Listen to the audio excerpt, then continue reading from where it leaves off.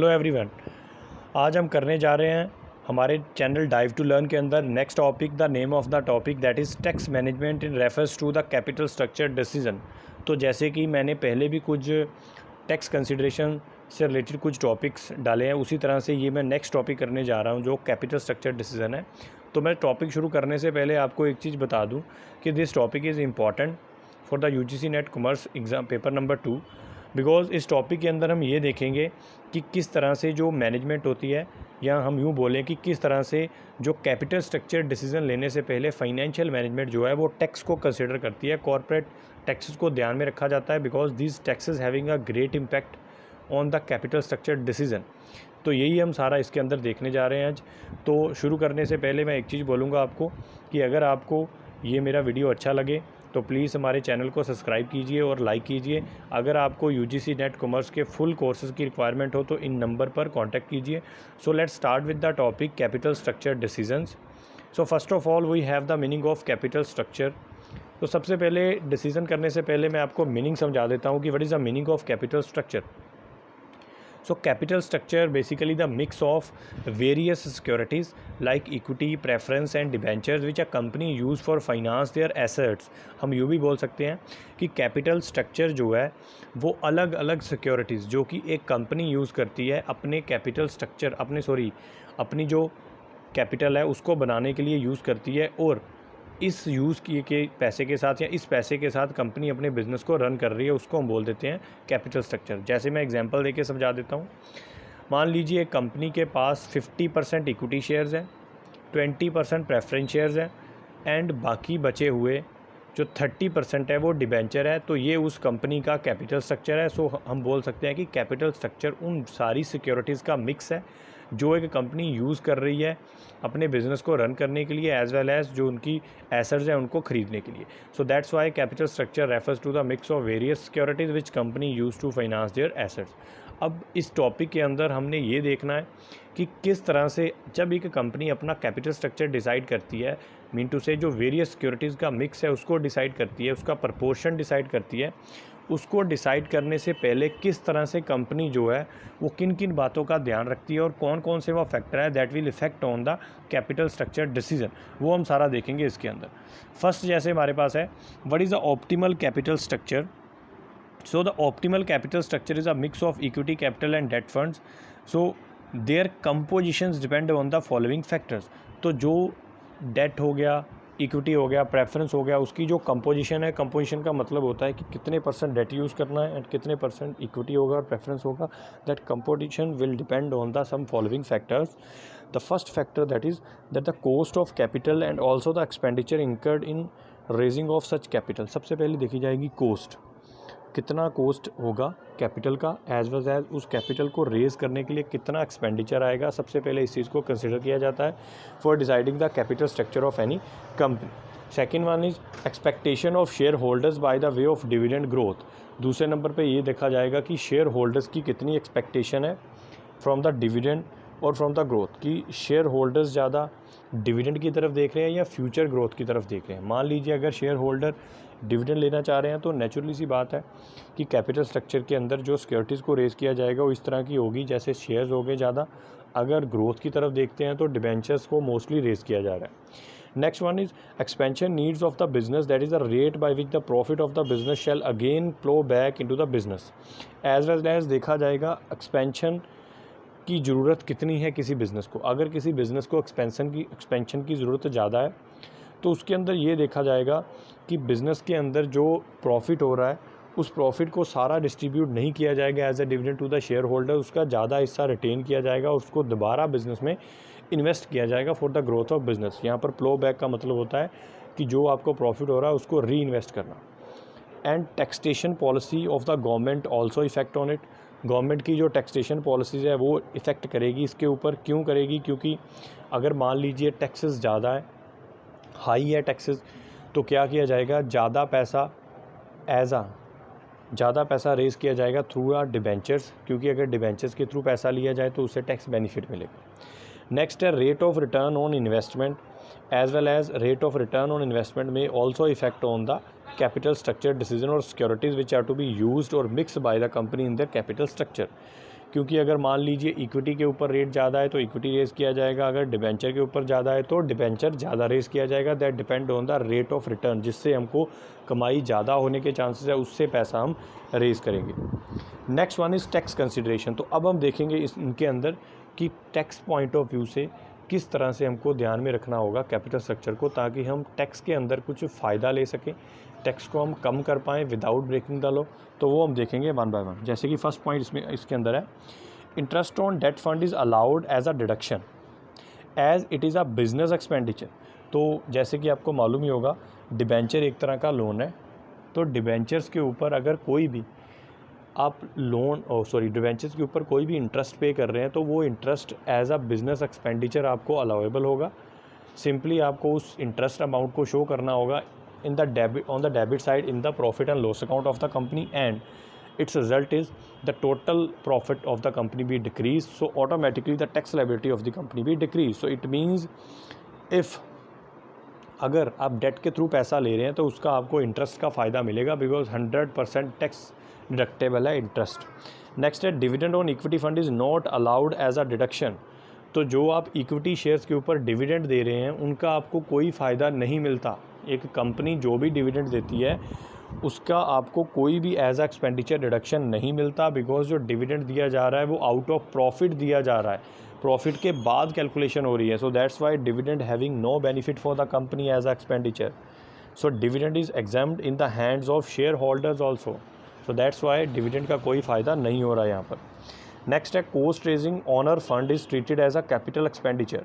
तो जो पैसा ऑनर रेज कर रहा है through the various sources, like जो भी सोर्सेज अवेलेबल हैं, उसको हम एज अ कैपिटल एक्सपेंडिचर मान रहे हैं। मतलब ये हुआ कि जो पैसा आपने लिया है, जैसे मान लेते हैं आपने इक्विटी या प्रेफरेंस या कोई और लोन ले रहे हैं, तो वो उसका जो भी आप रीपेमेंट दे रहे हैं, मतलब इंटरेस्ट और कुछ दे रहे हैं, वो सारे का सारा कैपिटल एक्सपेंडिचर होगा। तो कैपिटल एक्सपेंडिचर का मतलब होता है कि एक्सपेंडिचर जो है वो एक बार इंकर हुआ और बेनिफिट उसका लंबे समय तक अवेल हो रहा है। इट मीन उसको बैलेंस शीट के अंदर शो होगा, नॉट शोर एज अ डिडक्टेबल एक्सपेंडिचर। तो वो कैपिटल एक्सपेंडिचर होगा। अगर कोई भी रेज कर रहे हैं, कोई भी सोर्स से हम पैसा ले रहे हैं और उसको ऑनर फंड बोल देते हैं, और एज अ ऑनर फंड जो भी होगा वो कैपिटल के अंदर जाएगा, not shown in the profit and loss account. Next one is, cost of raising the debt fund is treated as revenue expenditure.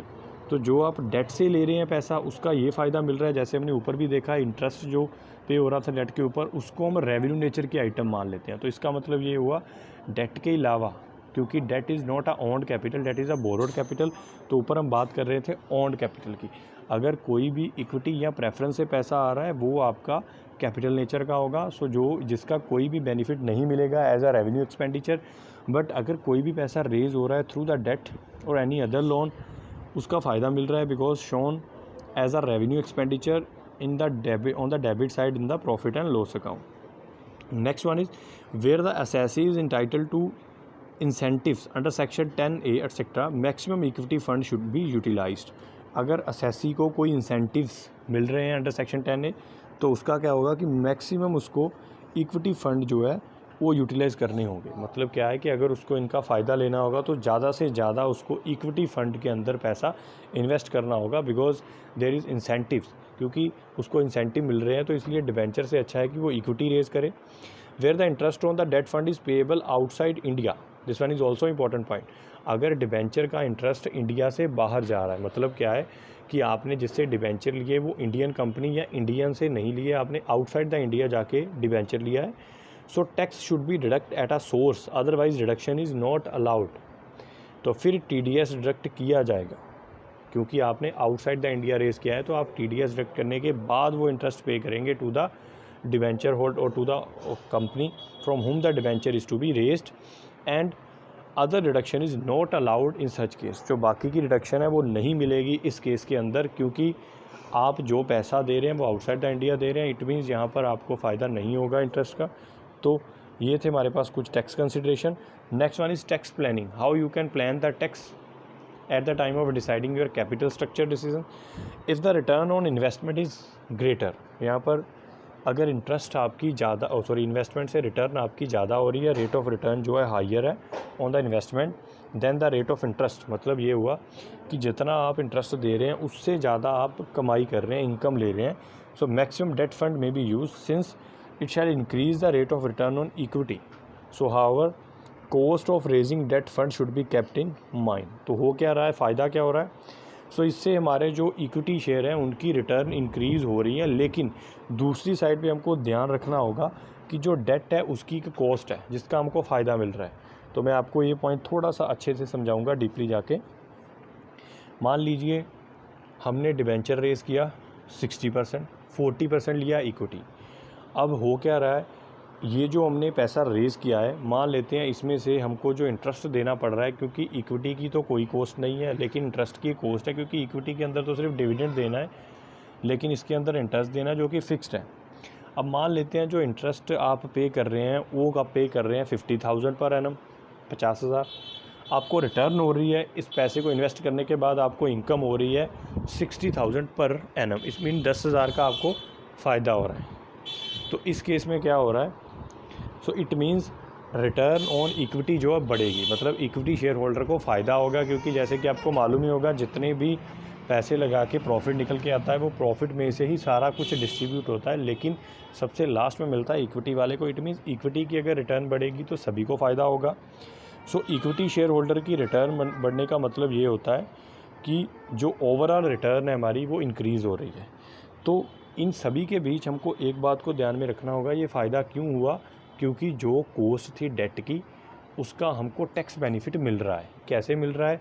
अब जैसे कि मैं आपको बता रहा था, हमारी 60,000 मान लीजिए इनकम थी और 50,000 का हमारा खर्चा था. अब वैसे देखा जाए अगर हम डिबेंचर ना लेते तो 60 का 60,000 हमको एज अ प्रॉफिट मिलना था और उसके ऊपर टैक्स देना था. लेकिन यहाँ पर डिबेंचर्स आ गए. अब टैक्स कितनी अमाउंट पे देना होगा? ओनली ₹10,000, क्योंकि 60,000 में से 50,000 चला गया interest. And everyone know that interest which is paid on the debenture भी 100% टैक्स डिडक्टेबल, तो उसका 100% बेनिफिट मिलेगा.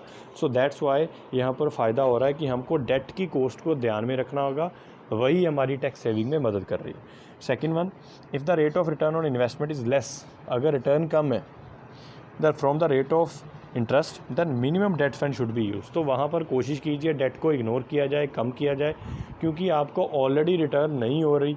तो अगर आपको प्रॉफिट ही नहीं होगा तो नेचुरली ये बिज़नेस सर्वाइव कैसे करेगा, और टैक्स तो तभी देना पड़ेगा अगर प्रॉफिट ज़्यादा होगा.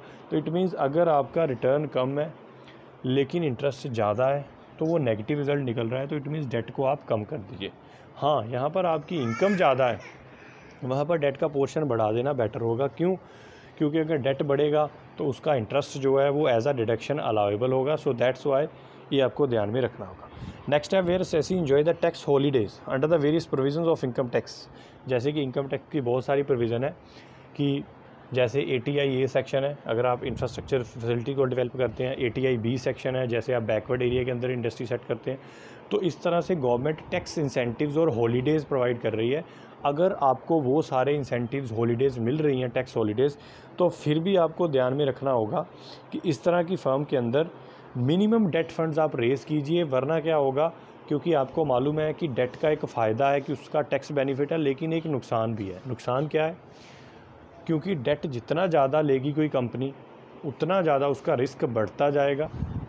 वो इसलिए बढ़ता जाएगा because debt having fixed rate of interest, whether your company earning profit or in loss or suffering from loss, rather than you have to pay the amount of interest to the debenture holder. But in the case of shares, whether it's a equity or preference, you have to make the payment of dividend when you have a sufficient amount of profit. So that's why आपको कोशिश करनी होगी कि अगर आपके पास tax holidays available है then try to minimize the portion of debt in your capital structure and increase the portion of equity and other preference capital.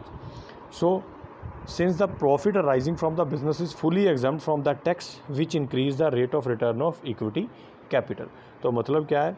सो जितना profit arise होगा बिजनेस में से वो सारे का सारा एग्जाम्प्ट होगा, क्योंकि आपको ऑलरेडी टैक्स हॉलीडेज मिल रही है. सो दैट्स वाई जिससे इक्विटी को और फ़ायदा मिलेगा और कोई आपको इंटरेस्ट भी देना नहीं पड़ रहा. सो दैट्स वाई ये टैक्स प्लानिंग बोल रही है. 3 पॉइंट्स मैं एक बार इनको इन ब्रीफ समझा रहा हूँ सारे आपको.